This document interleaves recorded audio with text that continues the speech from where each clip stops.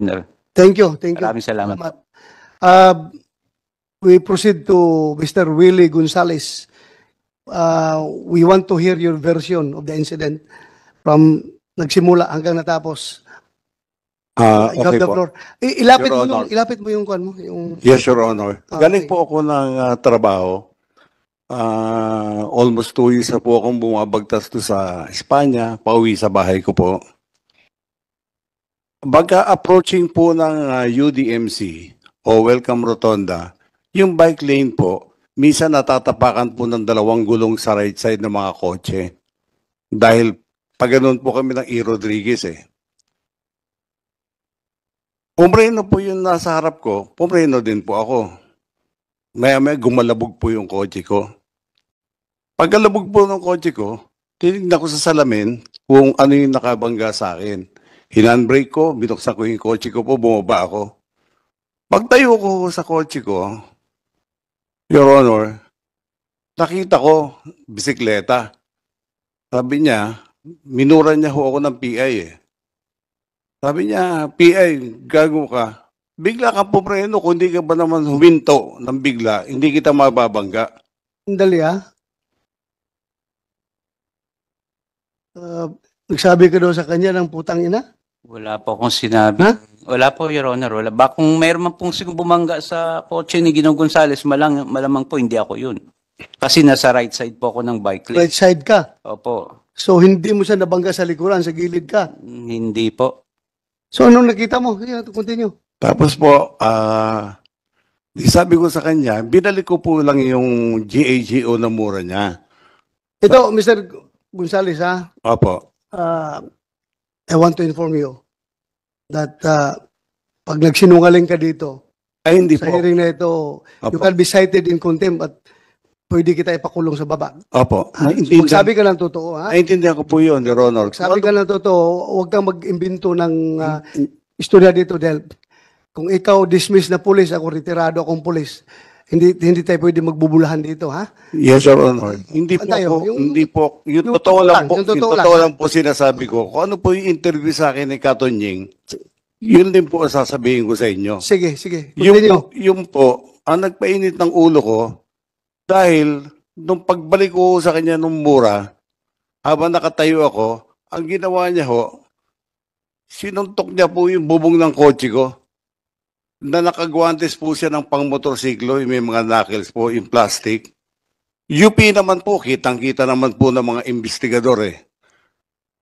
Sabi niya sa akin, Investigador. Sino investigador dyan nakakita ng UP na sinuntok ng kuwan? Nakita mo?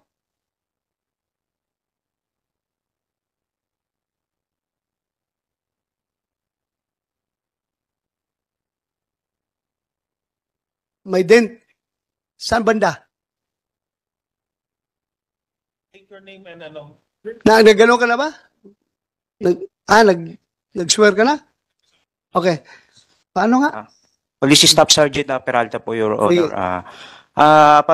Speed investigador ka ng Traffic po. traffic. Upon inspection po nung sasakyan, meron po siya sa bandang roof po nung left side. Saan? Left side po. Left side. Ng roof po. Ng Roof. Sa bandang bubong. Left side ng roof. Apo. Anong dent doon? Nakita mo? May medyo gas-gas po, Your Honor. Gas-gas. Picture po ako. May picture ka. Apo. Yung ba tinapik mo? Yung bubong ng kotse? Hindi po. Gilid lang ng kotse po. Your Gilid ng Nasa kotse right ang side sinabi po mo? ako ng bike lane eh. Nasa kanan po kasi yung bike lane eh. Ito Willie Gonzales at saka Alan Banjula. As far as both of you are concerned, wala na tayong problema. Kasi nagkarigluhan kayo, ha? Yes, Your Nagkarigluhan Honor. kayo. Yes, Your Honor. Pero my God, please, huwag nyo gawing tanga itong committee na ito na magsisinungaling kayo dito. Yes, sir. Otherwise, may consequence yung pagsisinungaling ninyo, ha? Ayaw kong magsinungaling kayo. Opo, Your Honor. Please, ayaw ko mag-contempt ng isang, how old are you? 63, magsi-64 po, Your Honor. 60? 63 po, Your Honor. 63. Matanda ka lang sa akin ng 2 years eh. Ako 61 ako eh. So ayaw ko mag-contempt ng Ang sinasabi ko lang, taong na may sakit. ang sinasabi, According to you, may sakit ka, ha? opo. Ang Kaya sinasabi, huwag ka magsinungaling, please. hindi po ako nagsisinungaling po. Sige. Ang sinasabi ko lang po, Your Honor, yung tunay po na pangyayari. Kasi biktima rin ako rito eh. Nawalan ako ng trabaho, na ano ko sa social media, mga anak ko, pamilya ko. Naku, hindi naman po sinuntok yung kotse ko. Siguro yung bangga lang ko sa bumper ko, pagpapasensyahan ko na eh. So, you confirm na merong Nung in-inspect ko po, Your Honor, may nakita lang po akong parang kita ka? meron po. Then, Hindi mo tinanong yung biker na ikaw bang gumanon nito? tinanong ko po, Your Honor, ang inamin niya lang po, may parang tinapik siya. May tinapik siya. Apo. Hindi mo tinanong kung saan siya nagtapik. Investigador ka eh. Ano? Tinanong ko po, Your Honor. So, saan daw siya nagtapik? Doon naman daw po sa may bandang sa side po ng bike lane. Sa side ng bike. Eh bakit mo you took hook, line, and sinker yung sinabi niya na sa bubong yun ang gasgas? Anong investigador ka eh? O kung inayos mo yung trabaho mo, dapat pagdating dito sa investigasyon na ito, sikat ka na investigador dahil ginawa mo lahat. Pero ngayon, magdududa ang tao sa iyo na baka may pinapaboran ito investigador na ito. Dahil hindi tinanong talaga kung saan ang kinalabog niya. But anyway, sige. Continue, Willie. Continue. Pagkatapos po noon, dinerty finger po niya ako, humabol ka kung kaya mo. Sumakay po ako sa kotse ko, kagad hinabol ko po siya. Upon reaching Welcome Rotonda, in the middle of the street po, going E-Road and going QA, may kotse po tumabi sa akin. Be sure ha, kung mayroong somebody independent from among you two can provide corroborating statement na mag-corroborate kay Alan Banjola, then you are liable to be cited for contempt, ha? Apo. Yes, Your Honor. I understand. Lying, ha? I understand, Your Honor. Kaya nga, inibitahan naman dito yung vlogger. Andiyan ba yung vlogger? Vlogger. Kasi apparently yung vlogger na yun ang nakakuha sa totoong pangyayari, kaya kayo sinusundan ng vlogger. Kung merong independent mong makapagsabi, mag-corroborate sa kanya, then alam mo na. Mr. Chair, Your Honor. Yes. sir, sorry for interrupting. Pero ang sabi kasi ni Mr. Gonzales, naka-gloves si Mr. Banjola na pang-motor na may knuckles. Tama po yun? Yes, Your Honor. Kasi meron ho kaming picture na nakuha. Paki-flash na lang po. Pwede paki-flash yung picture para lang yung image. Yan po, parang close-up image. Parang wala naman siya. May suot ba kayong guantes nun, Mr. Banjola? Naka-guantes ka nun? Naka-gloves ka? Wala pa akong gloves sa... Ayan, tama ba ito?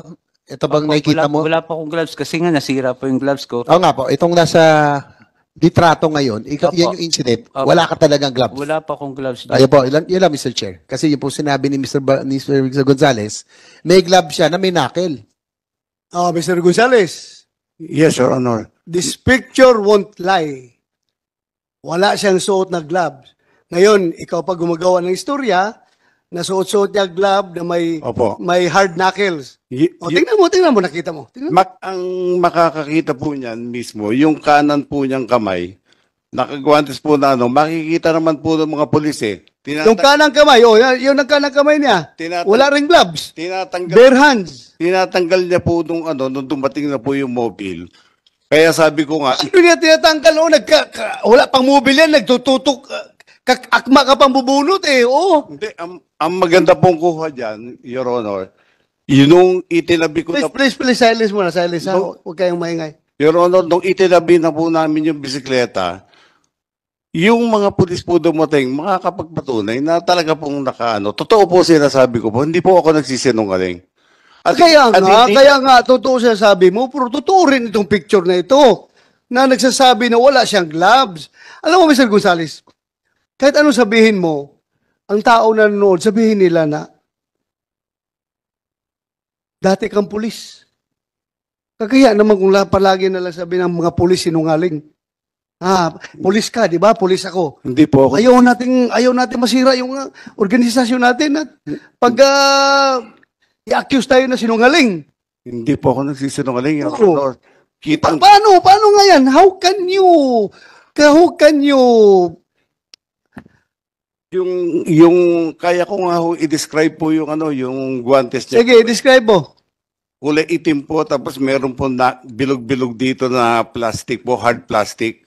Yung kanan pong kamay niya. Kaya nga, wala mang, yung kanang kamay mo lang daw, may suot na gloves na may hard plastic.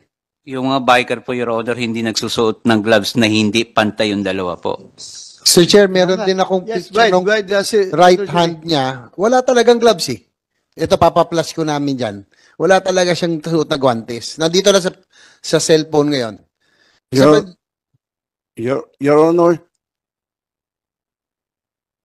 Sandali lang, Mr. Gonzales, sandali lang. sige po. Oh, very clear dito. Oh. Wala siyang hawak, wala siyang gloves talaga. Your At Honor, saka ako ha, biker din ako. opo. Pag magsuot ka ng gloves na gano'n na may hard knuckles, tapos siklista ka, para kang gago. Oh, gago ka.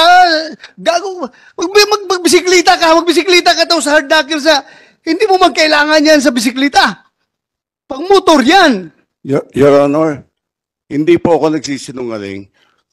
May mga nakakita naman ng mga tao doon na baka ho nung bago ko siya abutan ay tinanggal niya na po dahil UP po talaga yung kotse ko po. Hindi po mayu-UP yun, ng bare hands lang po, Your Honor. Pero kung ako pasuntukin mo sa kotse mo, Ay malakas.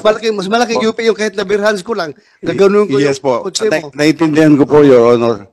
Pero Sana, huwag tayong manufacture ng istorya dito, Mr. Gonzales, ha? Kasi hindi po ako nagmamanufacture. regardless kung nasabi mo niya sa ibang forum na naniniwala sila, not in my committee. You cannot fool this committee, ha? Yes, Your Honor. Very clear yung nakikita doon sa picture na wala siyang gloves. Yun nga ho ang problema ko. At the time of the incident po, magkaharap po kami. Nung sinuntok po niya, harap po ako. Malapit po ako sa kanya sa distansya niya. Kaya kitang-kita ko po, naka-gloves po siya. Mamatay man po ang buong pamilya ko. Hindi So, po kung idamay pamilya mo sa kasinungalingan mo, Hindi po ako idamay mo pa yung pamilya mo. Hindi po kasi ako nagsisinungaling, Your Honor. Pamilya mo, idadamay mo kung magsinungaling ka. Oh, yan o. Tingnan mo yung picture na yan o. Oh, walang gloves yung right hand niya. Sa incident na po yan, Your Honor. Second incident, Your O Honor. ibig mong sabihin, from yung pagtapik niya ng kotse niya, tinapon niya yung gloves niya, tapos tuloy-tuloy siya magbike. Ang mahal ng gloves na yun ha, yung may nakil, itatapon niya. Hindi ko po alam kung nilagay niya po sa belt bag niya o saan po. Pero basta ako po nagsasabi po ako ng totoo sa inyo, Your Honor. Mataas po respeto ko po sa inyo. Yes. Wala na tayo dyan sa respeto. Ako rin, nagrespeto rin ako sa iyo. Kapwa tao kita. Nagrespeto ako sa aking kapwa. Pero kung halata naman masyado na nagsisinungaling ka dito, I cannot out of respect to this committee, hindi ko rin tatanggapin yung sinasabi mo. Hindi rin ako maniniwala talaga. Sige lang, continue. Anyway, after that, please. Tapos po, sumakay po ako sa kotse ko.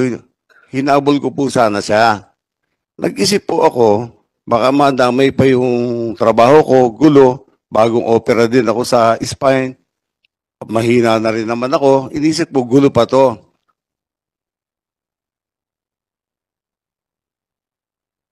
May tumabi po sa aking kotse, bukas po kasi yung bintana ako dahil hinahanap ko kung saan siya nagpuntang way, kung E-Road o Quezon Avenue.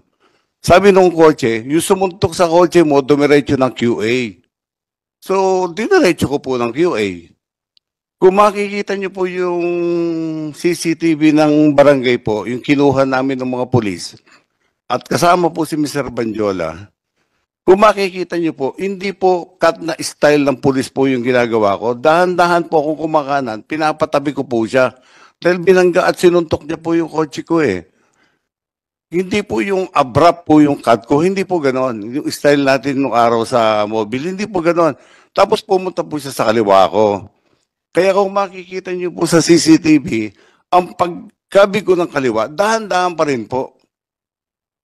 Which is, sa tingin ko, intention niyang ginanon ho yung bisikleta kasi ang haba ko nung tama ko, mula tail light dulo, hanggang doon po sa may ano, sa may side mirror po.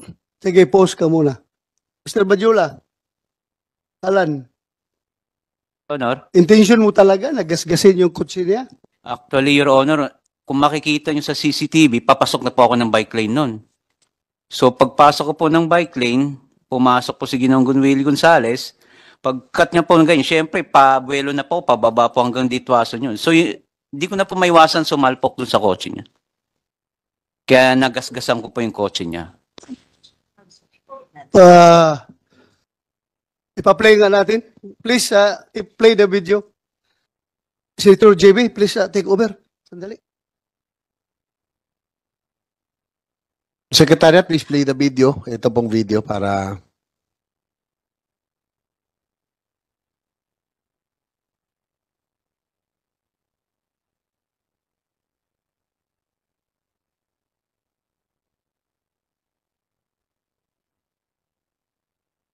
Wala pa? Sige. Transfer. Anyway, siguro Mr. Bandiola, bago natin pagpatuloy sa laysay si Mr. Yes, Gonzales. Your Honor. Oo. Yung pong sinasabi niya kasi masyadong siya sigurado na merong karaw gloves.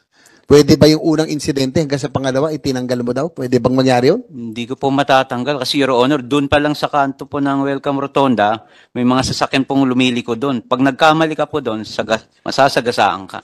Saka hindi po ganun kadali tanggalin ng gloves na Dahil alam ko yan, nagbabike din ako. Tsaka pwede ba magka-gloves ka na ano? Ang pang-gloves kasi na may pang-knuckle, pang-motor po yun.